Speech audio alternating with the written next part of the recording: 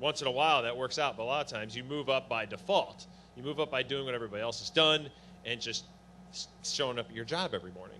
You may not become CEO, but you're going to get to the point where you want to get to in a lot of cases. And I think that makes pitching new ideas, whether they're from rocket fuel or if you're in another startup that does some other type of marketing, I think it makes your sell very difficult. You have to find that champion, and you have to hope that you are able to find that champion. You have to hope that champion is actually in the company, and sometimes I don't think they are. And each big company is different. But going to Steve's point about algorithms, or whatever it is, AI deciding, making cultural choices for us. I mean, we're really like right there.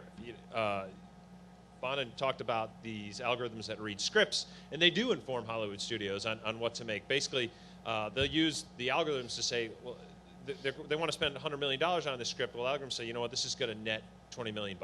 And if the gap's that big, the studio will start to think really hard, because the algorithms actually, this algorithm in particular from a company called Epagogix, has a very good history of being about right half the time on predicting very closely what the take will be from a script. And I mean, it's incredible that you could be actually right half the time on something so arbitrary. And then you go to the music world, the big studios are already using algorithms to find new artists, to find songs that have hooks that will be popular. And I think the next leap you have to wonder is when algorithms are going to actually just start writing the songs.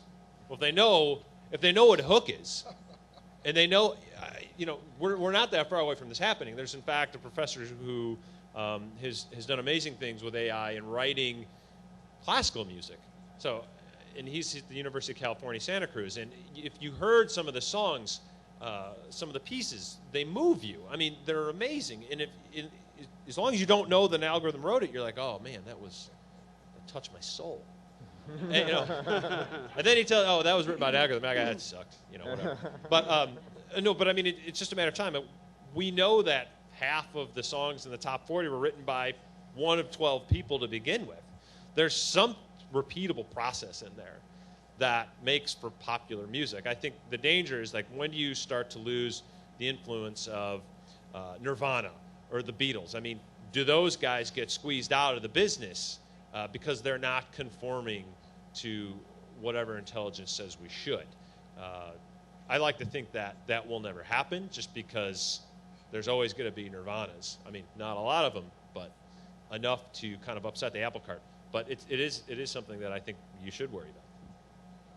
Yes, you were just mentioning entertainment and writing the script. The other thing that's changed a lot just in the last 10 years is even animated films, where